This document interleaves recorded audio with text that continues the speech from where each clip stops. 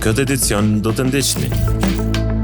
Aleanca Kosovare e Biznesit vlerëson se paga minimale prej 500 eurosh, po vështirëson punën e bizneseve të vogla.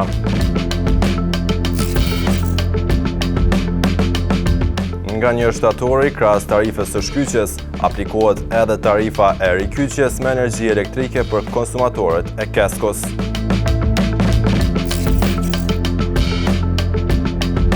Mbeturina anë kënd rrugës Ahmet Korenica ankohen banorët.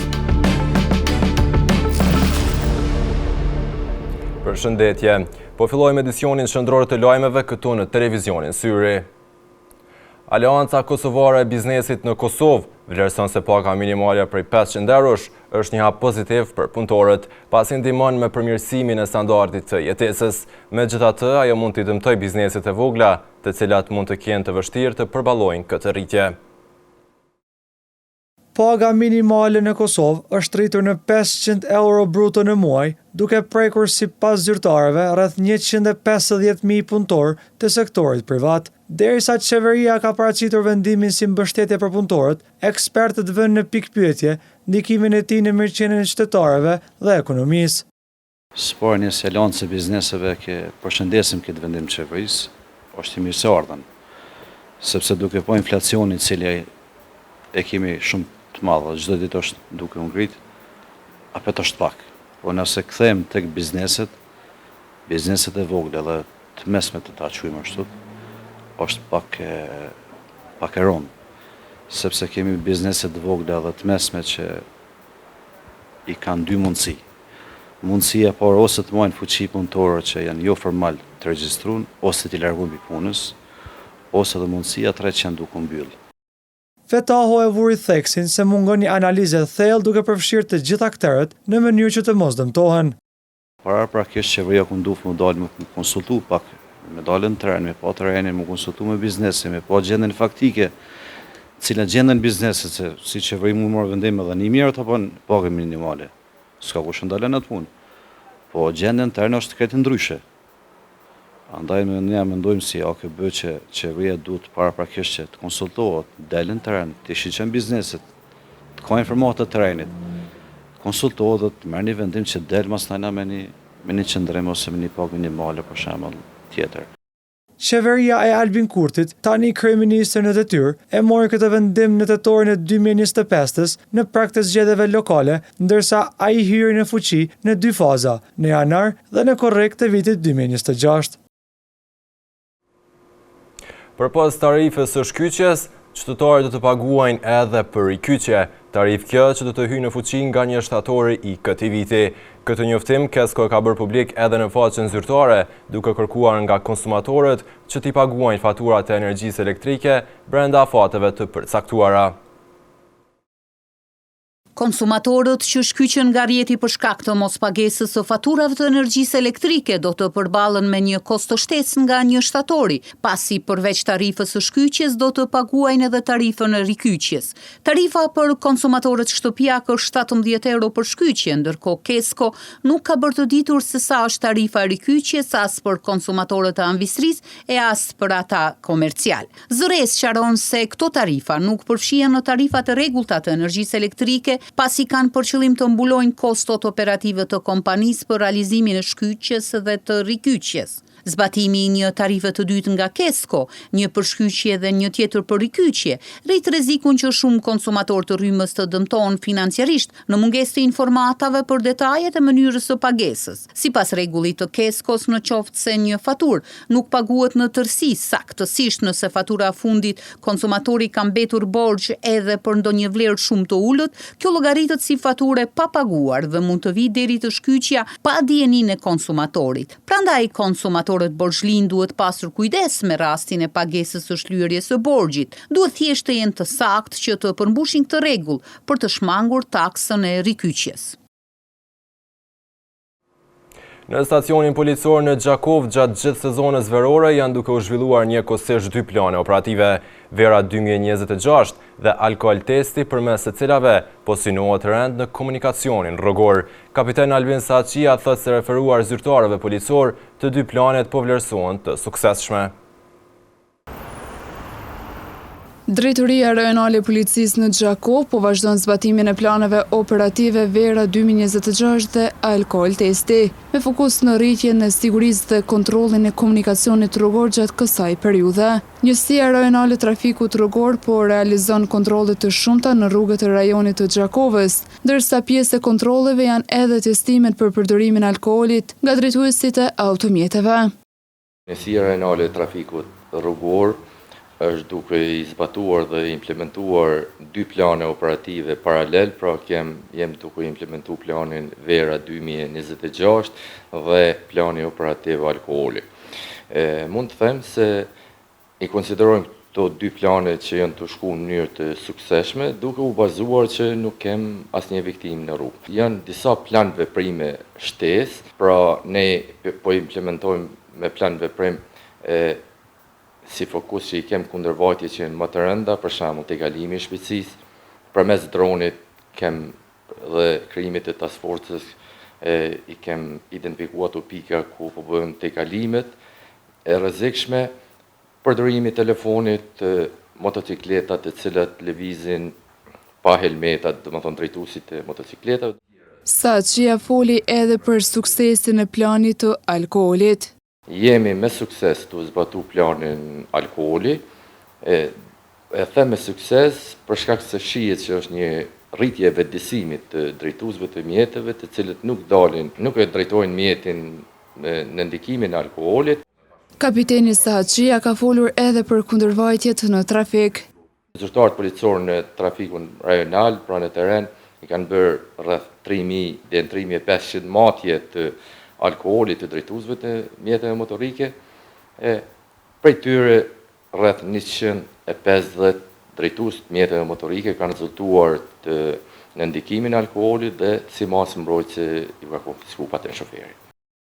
Gjatë zbatimit të këtyre planeve operative, njësitë policore gjatë ndaljeve dhe kontrolleve kanë evidentuar edhe raste të tjera që lidhen me vepra të kundërligjshme.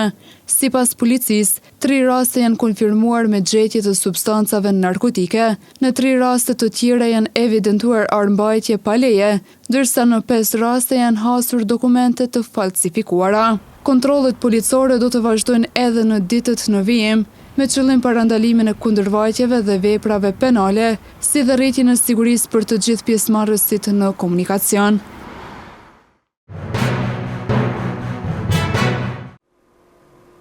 Veturinat e gjendura në rrugën Ahmet Korenica në lagjen e Qabratit po shqetësojnë komunitetin e zonës, sepse ato po shkaktojnë ndotje të mjedisit gjatë verës. Sipas banorëve, veturinat të shumta po krijojnë erë të keqe, po tërheqin insekte dhe po e bëjnë mjedisin të papastër. Në rrugën Ahmet Korenica, në lagjen e Qabratit, mbeturinat e hedhura në brigjet e lumit Krena kanë kthyer këtë pjesë në një shqetësim për banorët e zonës. Mbetje inerte dhe mbeturina të ndryshme janë grumbulluar pranë shtrajtit të lumit, duke dëmtuar pamjen e kësaj hapësire dhe duke ngritur shqetësime për ndotjen e mjedisit.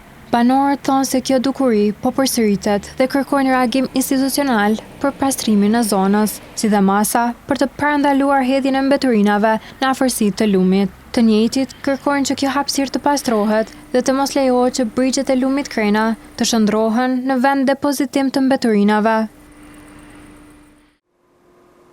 Zanatin e biciklistit e ushtron qysh në moshën 18 vjeçare. Selami Sada, që sot mban mbi supët e tij 75 vite jetë. Pavarësisht vështirësive, këtë zanat ai thotë se bën me shumë përkushtim, por që tashmë me kohë më të reduktuar. Në mesin e zanateve të vjetra që ende i rezistojnë kohës në Gjakov, është edhe ai biciklisti, ndërsa emri i Selami Sadës është bërë sinonimi këtij profesioni.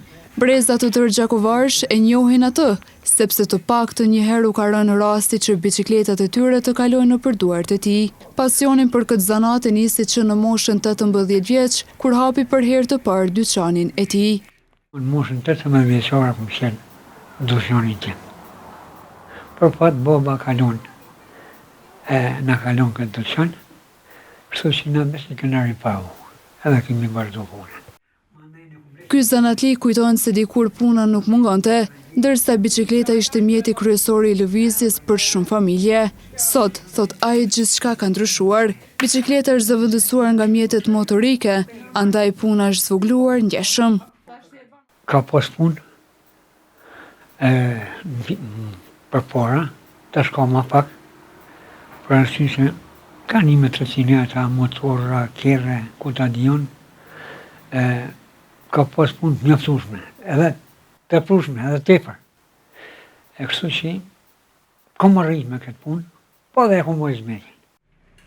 Pas luftës, ai u detyrua të niste gjithçka nga e para, pasi shumë çka ishte shkatruar, megjithatë nuk u dorëzua. U dash thuja prej fillimit një njësa edhe njëherë, edhe deglat e punës, edhe bicikleta që ka pas, vetëm mua të thasa kam ngel. Edhe ka qenë tavani me drum, edhe tavani e krejt, kom fillu, vetëm po drumi ka kështu. Sot në moshën 75 vjeç, Selami Sada ka reduktuar ritmin e punës, por jo dashurinë për zanatin.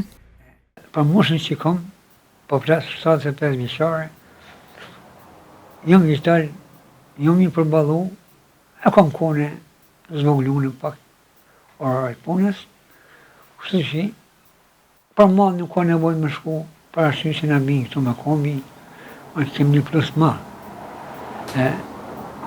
Kështu që është një hala dhe sa të mujmë.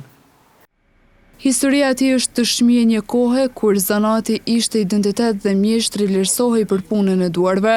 Selami Sada mbetet një nga zanatlinjet më të njohur të Gjakovës, duke mbajtur gjallë një profesion që dita ditës po mbetet pjesë e kujtimeve. Ura fshejt është një nga urat më të njohura dhe më të vjetra në Kosovë.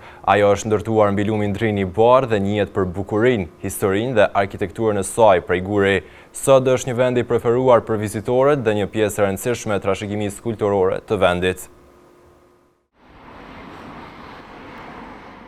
Në rrugën që lidh qytetet historike të Gjakovës dhe Prizrenit, mbi lumin Drin, ndodhet një nga urat më të njohura në rajon. Ura e fshajt në fundin e kanionit të lumit Drini i Bardhë është monument i trashëgimisë kulturore, kurse territori përreth urës dhe kanionit është shpallur zonë mbrojtur natyrore e karakterit hidrogeomorfologjik në sipërfaqe prej 199 hektarësh. Gjatë procesit të gjatë geomorfologjik, duke kaluar në mes të dy shkëmbinjeve gëlqëror, Drini i Bardhë ka formuar një gryk të ngushtë e në dalje nga ky gryk, në shekullin 18, është rindërtuar ura monumentale e Gurit me një hark në gjatësi prej 70 metrave dhe thellësi prej 30 metrave. Në kanion gjenden dy shkëmbinj të njohur me emrin Shkëmbi i Skënderbeut dhe Shkëmbi i Shqiponjes. Figura e Skënderbeut është vizatuar në Shkëmb në vitin 1968 nga Mexhit Yvesi në 500 vjetorin e vdekjes së Gjergjit, ndërsa shkëmbi më i lartë i rrethinës, i cili e kalon lartësinë e urës, thirret Shkëmbi i Talionit, i pagëzuar sipas novkës së kërcyesit të parë nga kjo majë në lum, Ali Talioni. Ura ishte shkatëruar plotësisht gjatë luftës së parë botërore dhe është rindërtuar gjatë pushtimit italian në vitin 1942.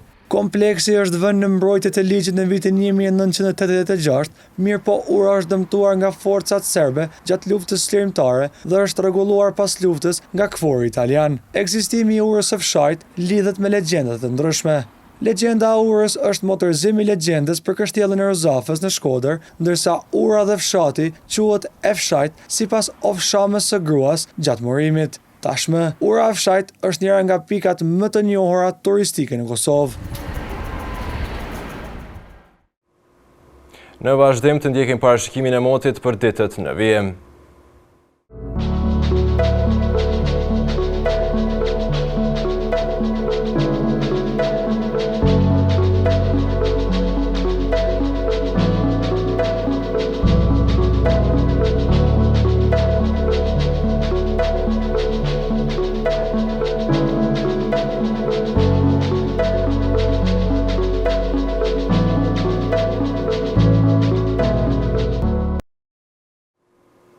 Para se të ndohemi të ndjekim edhe një herë titujt kryesor të këtij edicioni.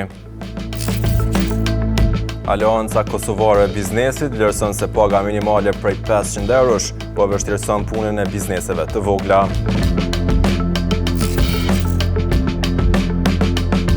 Nga 1 shtatori, krahas tarifës së shkyqjes, aplikohet edhe tarifa e rikyqjes me energji elektrike për konsumatorët e Keskos.